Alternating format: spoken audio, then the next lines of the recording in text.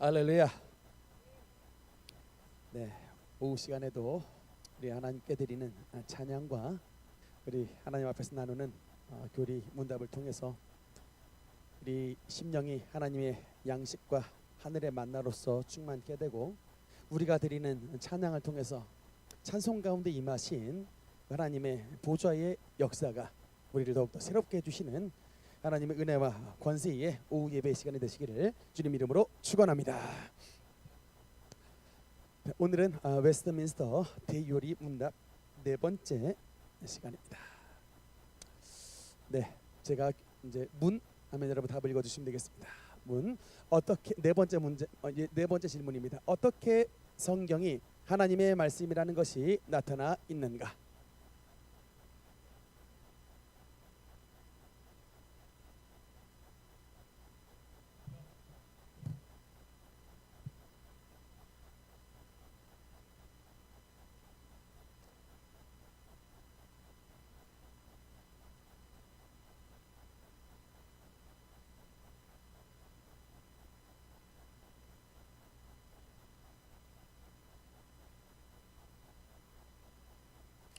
이게 끝이 아닙니다. 또 읽어주십시오. 시작.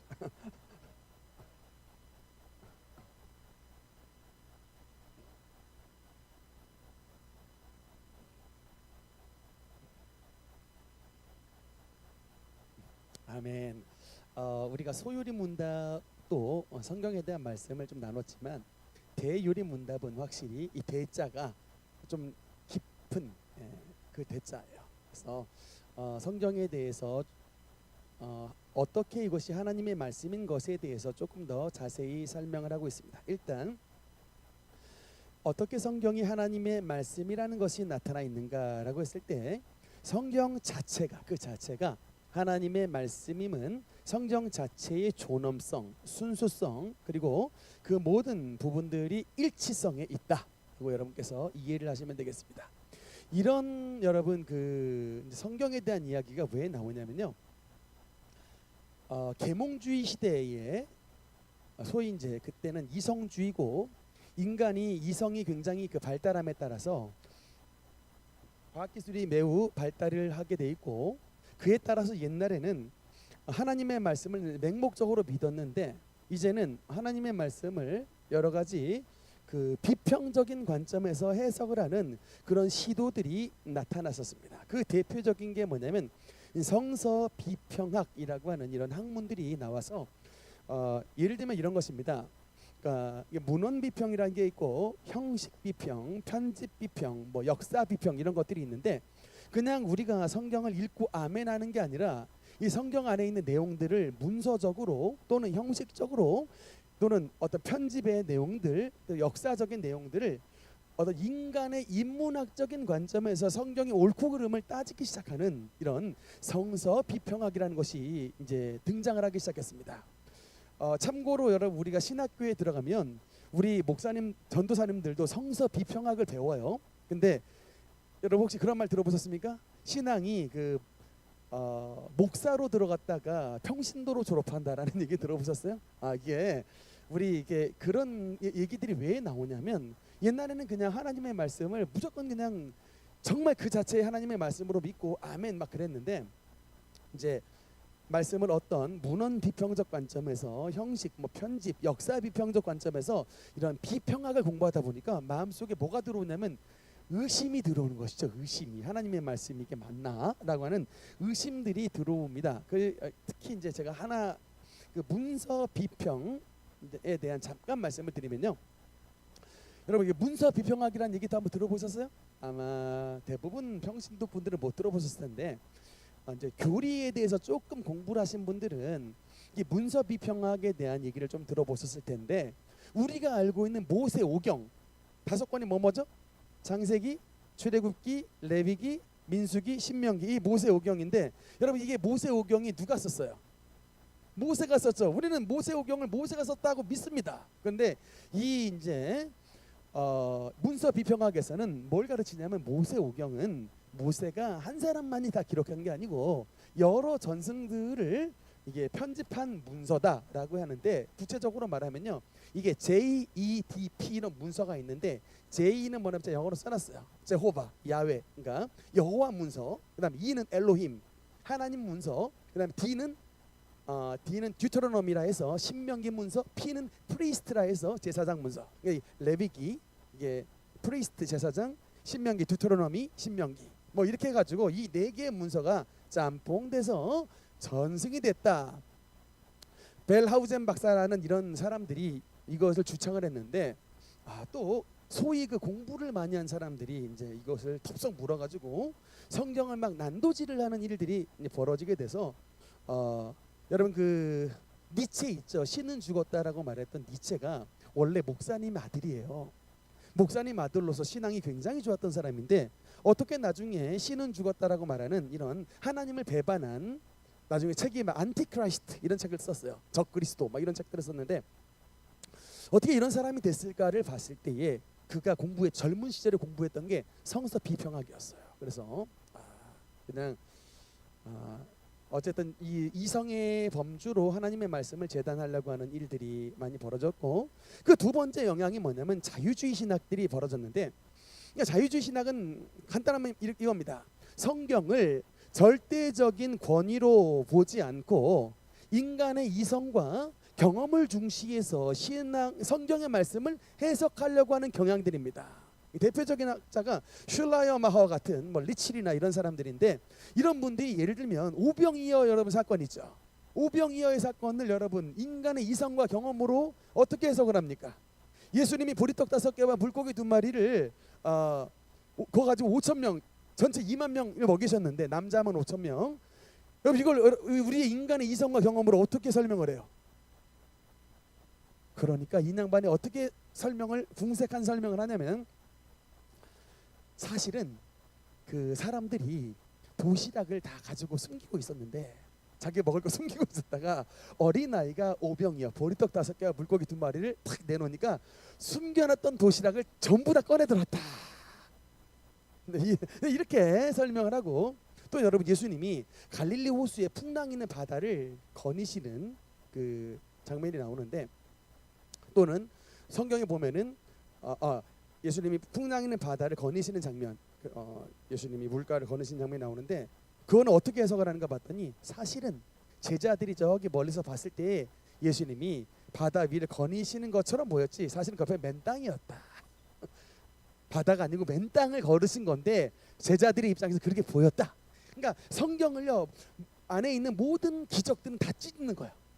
인간의 이성과 경험으로 해석을 하려다 보니까 성경에 있는 이제 말씀이 우리의 절대 주권자 능력의 하나님이 아니라 그냥 내 머릿속에 생각되는 정도의 하나님으로 이게 다 축소시켜버린 이런 일들이 여러분 유럽 사회에 벌어져가지고, 그 자유주의 신학이 발달됐던 독일이라든가 영국 이런 나라들이 결국엔 어떻게 됐냐면 다 종교개혁을 일으켰던 나라들 아닙니까? 근데 지금의 현실이 저 자유주의 신앙을 받아들이다 보니 교회가 이제 믿음을 잃어버리고 신앙을 잃어버려가지고 교회가 도서관이 돼버리고 술집이 되고 심지어는 이슬람 사원이 팔렸어요. 얼마 전에 그 이슬람 교도가 막 영국에서 막 외치더라고요. 너희들 교회 많이 접어. 니들 조롱을 하더라고. 교회 많이 접어. 니들 교회 전부 다 이슬람 사원이 될 거야. 많이 접으라고. 다 이슬람 사원 낸다고 막 대놓고 조롱을 하는 일들이 영국 교회 안에 벌어졌습니다. 참 마틴 로이드 존즈 목사님 같은 이런 위대한 주의 종들을 배출한 나라가 영국인데, 그러니까 성경 안에서 기적을 제거하고 성경을 이성과 경험 안에 테두리에 가둬줘 버리니까 교회가 타락하고 능력을 잃어버렸더라. 여러분 이게 그 영국의 이야기만이 아니고요. 제가 왜 말씀을 이게 또 들고 나왔냐면, 여러분 요새 우리나라에 차별금지법이 들어오는데 이 차별금지법을 앞장서 가지고 통과시키려고 하는 게 여러분 좌파 기독교인들이 앞장서서 통과시키려고 해요. 저는 이 좌파 기독교인들과 좌파와 기독교가 어떻게 합치는가를 저는 그게 의문이에요. 왜냐? 공산주의 사상은 신을 부정해요. 하나님이 없다. 종교는 민중의 아편이다라고 말하는 게 마르크스주의의 출발점인데, 하나님이 없다라고 말하는 좌파 사상과 기독교가 어떻게 합쳐지는가가 저는 그게 의문이에요. 물과 기름이 여기서는 합쳐졌어요. 진짜로. 하나님이 없다라고 말하는 좌파 사상과 하나님을 믿겠다는 기독교 사상이 합쳐져 가지고 좌파 기독교가 나오는데, 저는 그게 어떻게 합쳐질 수 있느냐는 질문인 거예요. 둘 중에 하나입니다. 몰라서든가 또는 양의 탈을 쓴 일이든가, 둘 중에 하나다. 어쨌든 근데 우리나라 좌파 기독교들 가운데 가장 대표적인 그 느헤미야 연구소 김주 교수가 요새 차별금지법을 들고 나와가지고 소돔과 고모라를 자유주의적으로 해석하는 거예요. 그 시대에는 이게 하나님이 동성애를 금지시킨 게 아니라 그 시대의 관점에서 바라봐야지, 지금 하나님이 동성애 금지시킨 게 아니기 때문에 그냥 끌리는 대로 살아라라고 대놓고 가르쳐요. 좌파 김모 교수가 동성애해도 괜찮다고 크리스천들을 가르치고 있습니다. 그게 어디서 출발하냐면 다 이게 자유주의 사상의 이런 다원주의 사상에 하나님의 말씀이 이렇게 섞여져 가지고 이런 일들이 지금 오늘날도 벌어지고 있습니다. 그래서 지금 우리가 이 대요리 문답을 길게 기록된 이유가 뭐냐면, 성경의 권위가 무너지잖아요. 여러분, 우리 가지고 있는 이 성경의 권위가 무너지면 우리의 신앙은 완전히 무너지는 거예요. 우리 성경의 권위를 끝까지 하나님 앞에 가는 그날까지 지켜야 됩니다. 그래야 우리의 신앙을 지킬 수가 있습니다. 할렐루야. 우리가 어떻게 이 성경이 하나님의 말씀인 것인가를 예수님께서 말씀을 하는데, 누가복음 24장 44절 말씀 한번 같이 읽겠습니다. 시작. 또 이르시되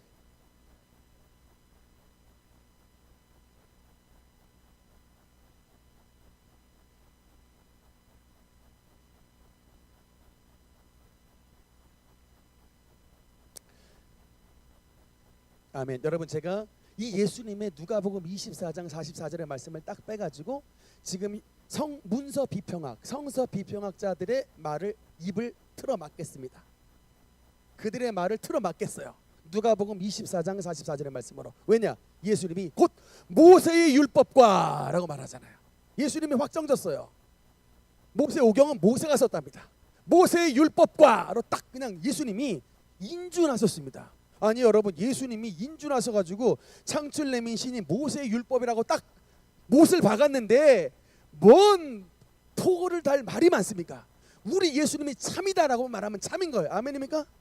우리는 그 신앙을 가지고 있는 사람입니다. 이 누가복음 24절에 예수님께서 모세의 율법과라고, 창출내민 신은 바로 모세의 율법이라고 예수님께서 이걸 인준해 주신 거예요. 확정을 지셨습니다. 그 다음에 요새 성경에 가지고 막 장난을 치는 사람들이 많은데, 여러분 이게 성경 66권이 뭐 정경이냐 막 아주 막 문서 비평학 가지고 아주 장난을 치는 사람이 많은데, 여러분 이사야서 34장 16절 말씀에서 또 확정을 졌습니다. 16절 한번 같이 읽겠습니다. 시작. 너희는 여호와의 책에서 찾아 읽어보라.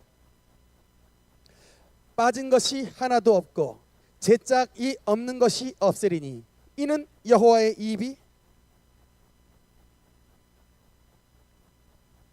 아멘. 여러분 이사야서 34장 16절에 뭐라고 말하냐면 66권에 있는 모든 말씀이 이게 완성본이래요. 왜냐? 이것들 가운데 빠진 것이 하나도 없답니다. 또 제 짝이 없는 것이 하나도 없답니다. 그러니까 성경의 66권이 빠진 것도 없고 짝이 없는 것도 없는, 그러니까 이 흩어진 모든 말씀들을 하나님의 성령이 이것들을 모으셨습니다. 그러니까 사도 요한이 반모섬에서 요한계시록을 기록했잖아요. 그 사도 요한이 기록한 요한계시록의 그 말씀까지도 맨 마지막에 이 말씀을 하나님께서 모으셨다. 사도 바울의 13권의 서신을 하나님의 성령께서 모으셨다. 아멘입니까? 시편에 있는 150편에 해당된 그 모든 시의 말씀을 하나님의 성령께서 모으셨다 증언하는 거예요. 우리는 이 말씀을 있는 그대로 믿는 사람인 것입니다. 할렐루야. 그래서 여러분, 이제 제가 미국에 갔을 때 참 유대인들에게 도전을 받았던 게 하나 있어요. 여러분, 미국의 유대인들은 미국에 있는 돈줄을 쥐어락펴락하는 사람들입니다. 이게 터번, 키파 이게 딱 이게 머리 빵모자 쓰고 있는 사람들인데, 저 사람들이 횡단보도에 딱 섰는데 이 품 안에서 뭘 꺼내요? 여러분 지하철이나 버스 탈 때나 횡단보도에서 여러분 주로 뭐 보세요? 스마트폰 뭐죠? 아마 90% 저도 그래요. 스마트폰 봅니다. 주로 스마트폰 보는데 유대인들은요 지금도요 스마트폰보다 이게 쪽복음 이게 성경을 들고 다녀가지고 횡단보도에서 이걸 쫙 피더라고요. 저는 그래서 옆에 살짝 서 있다가 이 사람들이 도대체 뭘 보는가 하고 이렇게 봤는데 성경 말씀이에요. 여러분 이게 신명기에 보면요 너희가 하나님의 말씀을 읽고 하나님의 말씀을 강론하고 이게 쉐마 말씀 있죠? 쉐마 이스라엘아 들으라 너희 하나님 여호와는 유일한 하나님이시니 마음과 뜻과 힘과 목숨을 다해 여호와를 사랑하는 자가 되고 하나님의 말씀을 강론하고 집에 있을 때든지 길에 걸어갈 때든지 자녀들에게 부지런히 가르치고 하나님의 말씀을 너희 삶 가운데 삼으면 세상의 모든 민족 위에 뛰어난 민족이 되리라 하나님이 약속을 주셨어요. 한마디로 뭐냐면 성경 말씀을 가까이 하고 말씀을 지키면 너희를 세계 모든 민족 위에 뛰어나게 하겠다. 그 말씀이 이루어졌습니다. 세계를 움직이는 건 미국인데요 미국을 움직이는 건 유대인이에요. 여러분 하나님의 말씀은 1.1의 변함이 없습니다. 우리 학생들에게 도전을 주고 싶어요? 학교 갈 때 여러분 성경책 한번 들고 한번 가보십시오. 야 그때로부터 여러분은 세퍼레이트 되는 거야. 등교하는데 딱 손에 스마트폰이 아니라 성경책을 들고 한번 학교를 가보시라고. 그 순간 여러분은 세퍼레이트예요. 분리가 돼요. 야 근데 좀 대가는 치러야 되죠. 친구들이 와가지고 막 욕하면서 왜 안 하던 짓 하냐고 막 흉복 솔직히 쪽팔리다니까. 근데 여러분 그 순간 이걸 딱 들고 가는 순간 여러분은 belong to God 하나님께 속한 사람이 되는 거예요. 딱 말씀 들고 학교 가는 순간 여러분은 세상에 있는 친구들과는 달리 여러분 학생들은 하나님의 것이 됩니다. 하나님께 속한 자가 됩니다. 하나님이 보호해 주십니다. 하나님의 은혜가 넘칩니다. 하나님의 축복을 주십니다. 그게 바로 말씀의 능력이에요. 저는 그래서 여러분 사실은 이제 방황기를 거치고 난 다음에 주님을 만났을 때 제가 회기역의 대학교가 있잖아요. 제가 4년간 하나님 앞에 약속을 한 게 있어요. 법전은 안 들어도 성경은 끼고 가겠습니다. 제가 그 약속을 지켰을까 안 지켰을까요? 4년 내내 지켰어요. 괴짜 법대생으로 제가 굉장히 유명했습니다. 법전은 안 들고 다니고 이게 성경 들고 법대 왔다 갔다 하니까 쟤 뭐야? 라고 막 뒤에서 막 제 얘기하는 게 저기서 들려요. 뒤에서 들리는데 그러거나 주여 전 주님께 속한 자입니다. 하고 그냥 쉽지 않아요 여러분. 뭐 저라고 유혹이 없습니까? 저라고 뭐 딴 생각 안 듭니까? 여러분 그런데도 불구하고 성경 들고 가는 이거 굉장히 큰 용기가 필요한데 참 지나고 나 보면 그것만큼 잘한 게 없는 거예요. 여러분 한번 직장에 가실 때 성경을 한번 들고 가보세요. 여러분은 하나님께 속한 자가 됩니다. 하나님이 지혜를 부어주십니다. 하나님의 때를 따라 돕는 은혜를 베풀어 주십니다. 주님의 긍휼의 은혜를 더하게 되는 것입니다. 세상 사람들과 하나님의 말씀의 차이는 성경 말씀 드냐 안 드냐의 차이예요. 우리가 하나님의 자녀인데 왜 이렇게 세상의 사람들에게 눌리고 살까? 성경 말씀을 모르고 성경 말씀하고 관계가 없는 세상에 옛날에 어른들은 그래도 주일날 올 때 성경 들고 왔는데 요새는 그마저도 안 들고 와. 성경이 나의 사랑하는 책 비록 헤어졌으나 요새 이 찬송 못 불러요. 안 헤어졌어. 다 이게 헤어지지가 않아. 새 거야 성경이. 어머니들 어머니의 무릎 위에 앉아서 이거 반성하셔야 돼요. 어머니들 성경책이 너무 새 거라니까요. 이게 큰일 났어요. 참고로 저는요 제 지금 가지고 있는 성경책이 한 4권째예요. 너무 성경을 많이 봐가지고 성경이 다 떨어졌습니다. 위편 3절 들어보셨죠? 공자님이 이게 뭐 책을 많이 보셔가지고 몇 번 꿰맸다 뭐 이런 거 있잖아요. 저는 성경이 지금 4번째 성경이에요. 이게 너무 많이 봐가지고 겉에 그래서 지금 다 헤어졌기 때문에 가죽으로 재본을 했는데 제가 그냥 말로만 선포하고 제가 안 옮기면 안 되잖아요. 그렇게 봤다니까요. 그러니까 이게 말씀이 제 삶에 이게 이끌어 주셔가지고 중요한 순간에 말씀으로 응답 주시는 일들이 너무나 많이 경험하는 것입니다. 하나님의 말씀의 사람들 되시기를 주님 이름으로 축원합니다. 네, 5번째 성경은 주로 무엇을 가르치는가?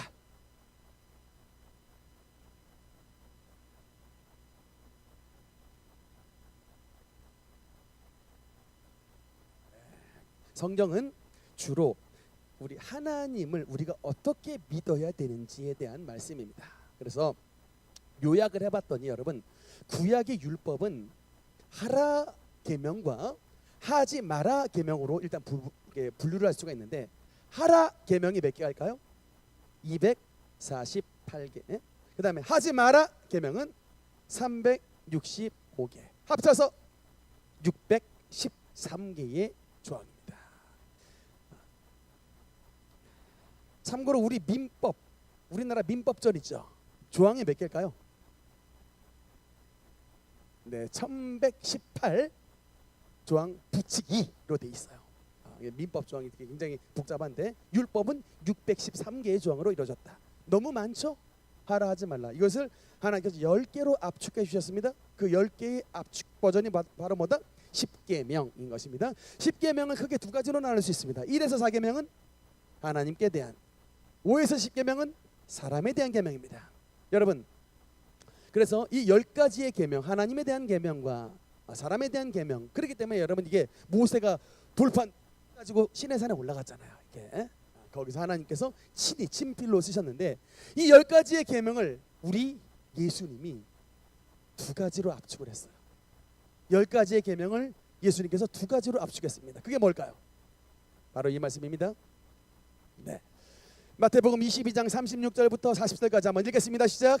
예수님, 선생님, 율법 중에서 어느 계명이 크니까? 예수께서 이르시되 내 마음을 다하고 목숨을 다하고 뜻을 다하여 주 너의 하나님을 사랑하라 하셨으니 이것이 크고 첫째 되는 계명이요, 둘째도 그와 같으니 내 이웃을 내 자신같이 사랑하라 하셨으니 이 두 계명이 온 율법과 선지자의 강령이니라. 아멘. 우리 예수님이 고수예요. 10가지의 계명을 딱 성경에 있는 말씀을 딱 따가지고 두 개로 딱 압축을 시켜버리셨습니다. 그래서 1에서 4계명, 10계명, 너는 나 외에는 다른 신들을 내게 하지 말지니라, 우상을 섬기지 말지니라, 또 하나님의 이름을 망령되이 일컫지 말라, 안식일을 기억하여 거룩히 지키라. 이 4가지의 계명을 예수님께서 어떤 단어로 압축시켰냐? 하나님을 사랑하라. 그러니까 하나님을 사랑하면 우상을 섬기지 않고, 하나님을 사랑하면 하나님만 섬기고, 하나님을 사랑하면 주님의 이름을 망령되이 일컫지 않고 주일을 성수한다 라고 하는 것입니다.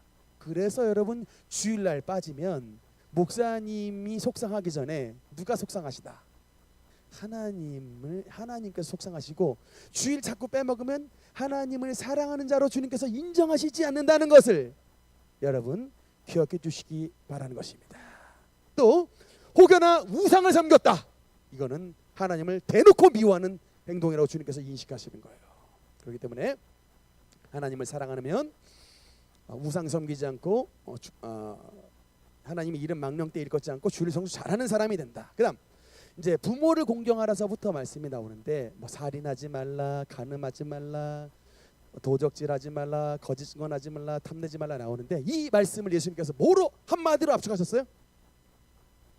내 이웃을 내 몸과 같이 사랑하라. 그러니까 정말 너처럼, 네 몸처럼 너의 이웃들을 사랑하면 간음도 안 하고 안 죽이고 남의 것도 안 훔치고 거짓말도 안 하고 남의 것 탐내지 않는다는 것이죠. 그래서 남의 것 빼앗고 싶은 이런 마음이 실상은 이게 내 속에 사랑이 없어서 그랬구나 라고 이해를 하시라는 겁니다. 그래서 여러분, 예수님께서 이 말씀을 뭐라고 말하냐면, 마태복음 5장 17절에 내가 율법이나 선지자를 폐하러 온 줄로 생각하지 말라. 폐하려 온 것이 아니오 완전케 하려 하심이라. 그래서 여러분, 예수님께서 로마서 13장 10절에, 우리 한번 로마서 13장 10절 한번 같이 읽겠습니다. 시작. 사랑은 이웃에게 악을 행하지 아니하나니. 그러므로 사랑은 율법의 완성이냐. 따라합시다. 사랑은 율법의 완성이니라. 사랑은 율법의 완성이니라. 구약은 미완성이에요. 간음하지 말라, 살인하지 말라, 하지 말라는 분리만 됐다면, 이제 여러분 이 하나님의 신약의 말씀은 그렇게 원수까지도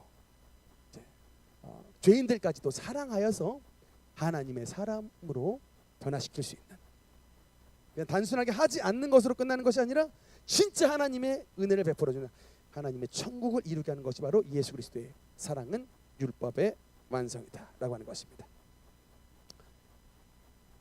네. 여러분의 삶 가운데에 이 말씀이 정말 그대로 적용이 돼서 사랑은 율법의 완성이니라. 우리의 삶을 통해서 내 이웃을 내 몸과 같이 사랑할 수 있는 하나님의 사람이 되시기를 주님 이름으로 축원합니다. 내 이웃을 내 몸과 같이 사랑하는 사람은 어떤 사람이에요? 자신을 아끼는 것처럼 이웃을 아껴주는 것입니다. 여러분 너무 고자질 자주 하지 마세요. 고자질 많이 하는 것 좋지 않습니다. 그 마음속에 고자질을 자주 하는 마음속에 해하고자 하는 동기가 들어있어요. 내가 이렇게 말을 발설함으로 쟤를 아주 공경에 빠뜨리고자 하는 해하고자 하는 동기가 들어있기 때문에 하나님께서는 고자질을 기뻐하시지 않으세요. 그래서 사랑은 허다한 허물을 덮느니라 라고 말씀했어요. 예수님의 보혈이 저와 여러분을 덮어주셨기 때문에 우리의 죄를 들춰내시지 않고 주님의 보혈이 우리를 있는 모습 그대로 가려주시고 덮어주셨기 때문에 오늘 우리가 주님 앞에 나와 예배를 드리는 것입니다. 그런 사랑을 받은 우리는 이웃들을 사랑하여 주님의 사랑으로 품어주고 하나님의 사랑으로 키워낼 수 있는 그런 주님의 사랑의 공동체가 우리 능력교회 공동체가 될 줄 믿습니다. 기도하시겠습니다.